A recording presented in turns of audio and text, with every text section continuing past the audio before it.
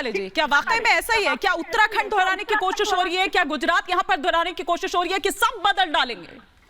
धन्यवाद हिमानी जी, आपने उत्तराखंड की बात करी, मेरे प्रदेश की, आपके प्रदेश की, तो मैं पहले याद दिला देती हूँ। उत्तराखंड का जब चुनाव था तो तमाम इन लोगों ने बोला कि भारतीय जनता पार्टी हार रही है, हार रही है, हार रही है। और मैं तब बिल्कुल गांव में थी, वहां पर कैंपेनिंग कर रही थी। मैंने हमेशा आकर के ये बोला कि बहुत अच्छे बहुमत से जीत रही है क्योंकि जनता जिता रही है।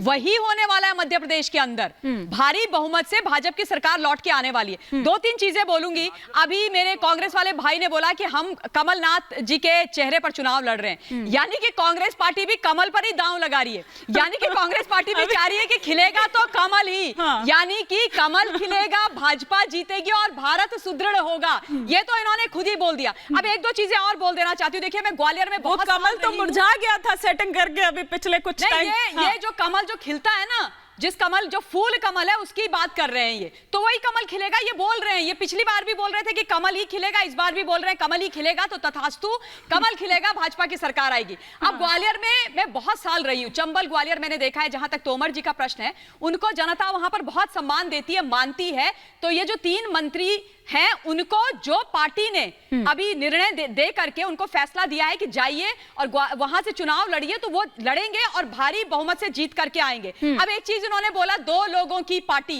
तो मैं चंद्रमोहन भाई को बोल देती हूं कि 2 व्यक्तियों की पार्टी S+R -P फैक्टर बराबर गांधी परिवार। सोनिया जी राहुल गांधी की है पार्टी और प्रियंका गांधी वाड्रा को उसमें से माइनस कर दिया है, तो उन 2 लोगों की पार्टी के पास अभी चिंतन करने के लिए कुछ है नहीं। इसलिए प्रधानमंत्री जी का एक एक शब्द कांग्रेस वाले ध्यान से सुनते हैं। पीएम ने क्या बोला, पीएम ने क्या नहीं बोला, और उसके बाद उसका विश्लेषण कर रहे हैं। मैं क्या बोल रही हूं कि थोड़ा अपनी पार्टी पे ध्यान दे दीजिए भाई। जो 10 जनपद की पार्टी हो गई है, जो हार की कगार पर है, क्योंकि प्रधानमंत्री जी भारतीय जनता पार्टी के नेता के स्वरूप में भी पार्टी के लिए जो काम करते हैं वो करते हैं। और आप लोगों को घबराहट इसलिए होती है क्योंकि मोदी जी विकास का दूसरा नाम बन गए हैं आज भारतवर्ष के अंदर, तो तकलीफ और डर होती है। तो आप उनके शब्द सुनते हैं, लेकिन वो तकलीफ पर तो ध्यान दीजिए जो पार्टी के भीतर हो रही है उस पर मैं आऊंगी। लेकिन जरा प्रेम कुमार जी से समझूंगी और रीति पाठक भी हमारे साथ जुड़ेंगे। लेकिन पहले प्रेम कुमार जी, मैं आपसे समझना चाह रही हूं कि ये जो नाम है, इनके क्या आप मायने देख रहे हैं? क्योंकि जैसा मैंने पहले भी कहा कि विरोधियों को ही नहीं चौंकाया, पार्टी के भीतर भी चौंक गए सभी लोग।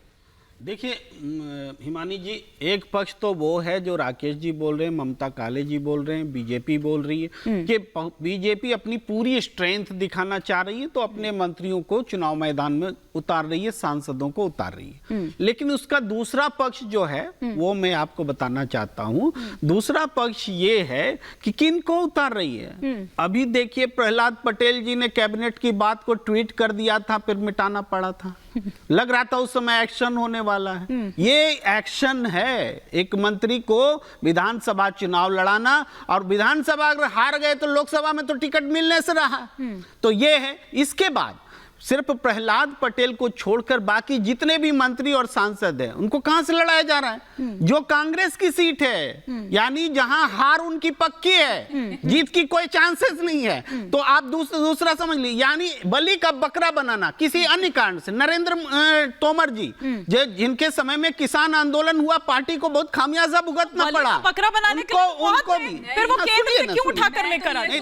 तो ये दूसरा पहलू है। ऐसे बात कर रहे हैं जैसे भारतीय जनता पार्टी की उस बैठक दल के बैठक में ये थे जहां पर ये सारी चीजें मंत्रणा और विचार विमर्श हो रहा था। आप भी बोल रहे हैं। नहीं, आप बोलिए। ममता, ये दूसरा पहलू है। दोनों, एक पहलू तो आप बोल ही रही हैं, हम दूसरा पहलू बता रहे हैं। ये हार को मान लेना है कि विधानसभा चुनाव में भारतीय जनता पार्टी हारने जा रही है, इसलिए वो अपना अंतिम जो है वो उपाय करे कि कैसे बचाया जाए। हार तो पिछले साल भी गई थी, कमल और कमलनाथ की बात कर रही थी। हमें याद आ रहा है, भावरे ने खिलाया फूल को ले गया राजकुमार। देखिए, फूल तो खिलाया था कांग्रेस ने, कमलनाथ मुख्यमंत्री बने थे और उस सरकार को उड़ा ले गई बीजेपी। एक फर्जी फूल, राजकुमार को भी उड़ा ले गई। चुनाव राजकुमार को भी उड़ा ले गई, राजकुमार के साथ सेटिंग करके। भावरे ने खिलाया फूल, फूल को ले गया राजकुमार। तो ये जो है मध्य प्रदेश में हुआ, तो एक बार फिर हारेगी बीजेपी।